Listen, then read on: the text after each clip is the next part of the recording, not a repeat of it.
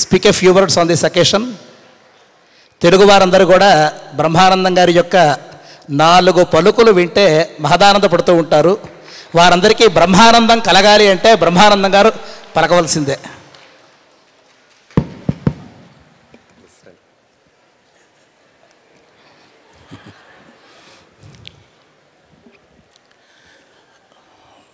నాకు కన్నడ రాదు, ఇంగ్లీష్ అంతంత మాత్రం మాట్లాడతాను, కానీ మీకు అర్థం అవ్వదు. తెలుగులో మాట్లాడతానని అనుకుంటాను, కానీ అప్పుడప్పుడు నాకు కూడా అర్థమవుతుంది తెలుగులో మాట్లాడుతున్నాను కదా అని. సో అన్నిటికంటే ముందు ఈరోజు స్వామీజీ చేతుల మీదుగా కళానిధి, అందరూ అనడం వేరు, కళానిధి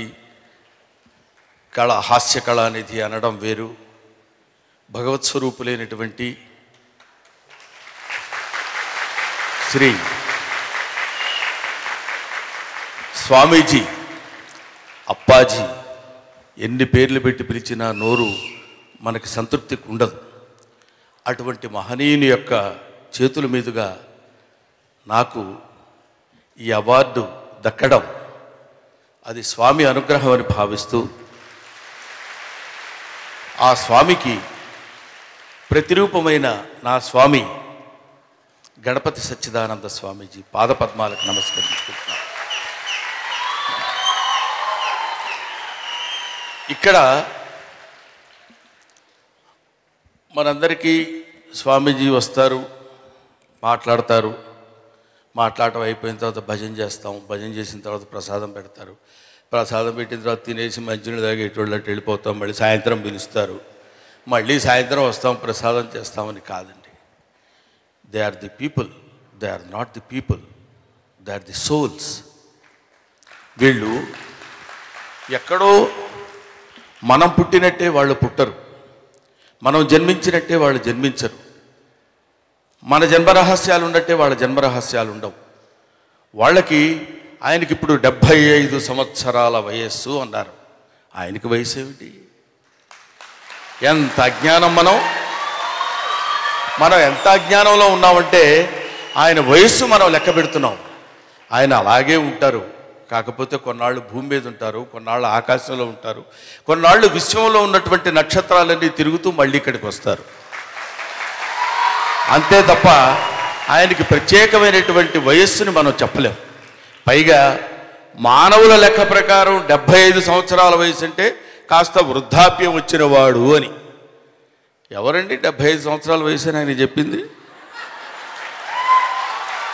పొరపాటు పడి ఉంటుంది, రిజిస్టర్లో పేరు పొరపాటు రాయిస్తుంటారు ఒక్కోసారి. అలాంటి పొరపాటు ఏమిటంటే ఆయనకి 27, అది 75 సంవత్సరాల కింద చెప్తున్నారు తప్ప ఆయన్ని నేను 15 సంవత్సరాల క్రితం ఎలా చూశాను, అదే నడక, అదే చిరునవ్వు, అదే ఆత్మీయత, అదే ఆప్యాయత, అదే భక్తవత్సలత. అటువంటి మహనీయుల్లో ఏ రకమైన మార్పు లేదు. అటువంటిది కాకపోతే శరీరం అనేటువంటిది కొంచెం పండుతుంది కాబట్టి అలా ఆయన కొంచెం వృద్ధాప్యపు ఛాయలు అక్కడక్కడ కనిపించిన అంతటి మహానుభావుడు. ఆయన తిరుగాడిన ఈ భూమి మీద మనం కూడా తిరిగాడాం. ఆయన నడిచినటువంటి భూమి మీద మనం కూడా నడిచాం. ఆయన సాన్నిధ్యంలో మనం ఉన్నాం. వజ్ర కిరీటం ధరించినటువంటి ఆ మహనీయుడు చిరునవ్వుతో ఆ హస్తముద్రతో అలా కనిపిస్తున్నప్పుడు మన 2 కళ్ళు చాలా సాక్షాత్తు దైవస్వరూపుడే అక్కడ కూర్చుని ఆయన స్వామీజీ వారికి పాదార్చన చేసినప్పుడు ఆయన ఒక పరిపూర్ణమైనటువంటి అద్భుతమైనటువంటి రూపాన్ని చూడగలిగానే అన్న భావన నాకు కలిగింది. అటువంటి గణపతి సచ్చిదానంద స్వామీజీ యొక్క ఆ రూపాన్ని ఇవాళ మనం సందర్శించుకుని చేసినటువంటి ఆనందం అంతా ఇంత కాదు. ఆయన ఇందాక మాట్లాడుతున్నప్పుడు అలవోకగా హిందీ మాట్లాడారు, ఇంగ్లీష్ మాట్లాడారు, తెలుగు మాట్లాడారు, కన్నడ మాట్లాడారు. తమిళ్ మాట్లాడారు. 5 భాషల్లో చాలా అందంగా మాట్లాడారు. ఈ 5 భాషలు ఏమిటంటే పంచామృతాలు. మనందరికీ అది మాట్లాడి పంచామృతాలు పంచిపెట్టినటువంటి ఆ మహనీయుని గురించి మాట్లాడుకునేటువంటి యోగం కూడా కావాలి. ఆయన గురించి మాట్లాడే యోగం కూడా కావాలి. ఇక్కడ మా గురువు గారు చాగంటి కోటేశ్వరరావు గారు, ఆయన మా గురువు గారు అంటే నేను ఎందుకంటానంటే, అదేమి జన్మో తెలియదు. అందరికీ మనుషులకి జన్మలు ఇస్తారు.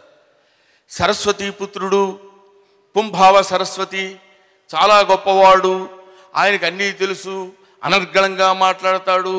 ఇవన్నీ అతి సామాన్యమైన మాటలు ఆయనకి. అది అక్కడ ఒకే ఒక్క మాట చెప్పి ముగించేస్తాను. ఇది గంటలు గంటలు మాట్లాడే వేదిక కాదు కాబట్టి చెప్తున్నాను. ఏంటంటే, అందరినీ మనం పిల్లలం కంటాం, కానీ వాళ్ళ అమ్మా నాన్న ఈయనకి జన్మనిచ్చారే. రామదాస్ అంటాడు శ్రీరాముడి గురించి, నిన్ను కన్నది కానుపు రామా అని. అలాగా నిన్ను కన్నది కానుపు చాగంటి. అది ఇటువంటి మహనీయుల మధ్య కూర్చొని మిగతా వాళ్ళు ఎవరో నాకు అంత తెలియదు. నా తండ్రి సాక్షాత్తు భగవత్ స్వరూపుడు, ఆయన గురించి మాట్లాడేటువంటి అవకాశం నాకు కల్పించినందుకు మీ అందరికీ నా హృదయపూర్వకమైన నమస్కారాలు తెలియజేసుకుంటూ, ఆయన రూపాన్ని నేను చిరస్థాయిగా నా హృదయంలో పెట్టుకుని ఆయన ఆశీస్సులు కోరుకుంటూ మీ దగ్గర సెలవు తీసుకుంటున్నాను. నమో నమః. జయ గురుదత్త.